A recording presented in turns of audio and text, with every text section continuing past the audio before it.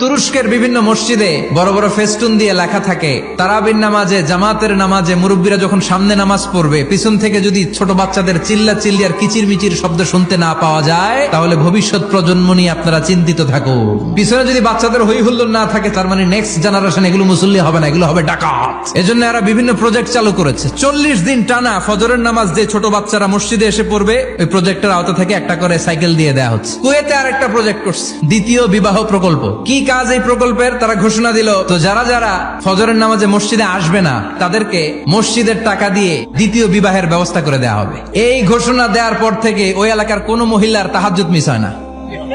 ফজর তো অনেক দূরে, তাহাজ্জুদের সময় থেকে হাজবেন্ডের ডাকা শুরু করে মসজিদে যাও। অনেক দেশে তারাবি পড়েছি রমাদানে, ছোট বাচ্চারা পিছনে অনেক কিচির মিচির করে। হঠাৎ অ্যানাউন্সমেন্ট দেয়, বাবা মারা ছেলে মেয়েদেরকে শান্ত করেন। কিছুক্ষণ শান্ত, 2 রাকাত পর আবার চিল্লাচিল্লি। এজন্য ছোট বাচ্চাদেরকে মসজিদ থেকে তাড়িয়ে দেওয়া যাবে, এদেরকেও নিয়ে যান।